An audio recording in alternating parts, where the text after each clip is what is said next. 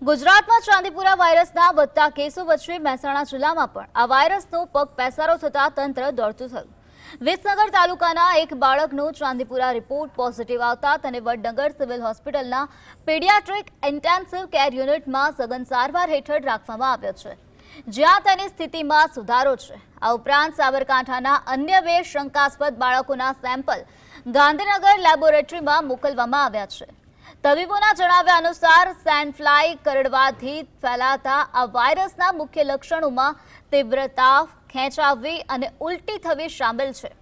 આરોગ્ય વિભાગે બાળકોને આખા શરીરને ઢાંકતા કપડાં પહેરાવવા, મચ્છરદાનીનો ઉપયોગ કરવા અને ઘરની આસપાસ લીપણ તથા દિવાલોની તિરાડો પૂરીને સખત સાફ સફાઈ રાખવા અપીલ કરી છે.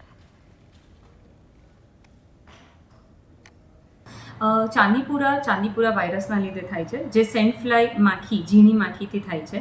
સેન્ટ ફ્લાય માખી તમને જે પોલા ઘર હોય છે, એની જે લીપણવાળા ઘર હોય છે, એની વચ્ચેની જગ્યાઓમાં મળતી હોય છે. આના માટે તમારા ઘરની આજુબાજુ સાફ સફાઈ રાખવી. અગર તમારી આવી લીપણવાળા ઘર હોય અને વચ્ચે જગ્યાઓ હોય તો એને પુરાવવું જરૂરી છે. બાળકને મચ્છરદાનીમાં સુવડાવવું, આખા કપડાં પહેરાવવા અને ખાસ કોઈ બી જે થોડા બી લક્ષણો આવે તો એકવાર ડૉક્ટરને બતાવવા વિનંતી. હાલમાં ચાંદીપુરા વાયરસના 3 શંકાસ્પદ કેસીસ અત્યારે અમારી હોસ્પિટલમાં સારવાર હેઠળ છે, જેમાં એક પેશન્ટનો રિપોર્ટ હાલમાં પોઝિટિવ આવેલ છે અને સઘન સારવાર હેઠળ PICUમાં દાખલ છે અને જેનું સ્થિતિ અત્યારે સુધારા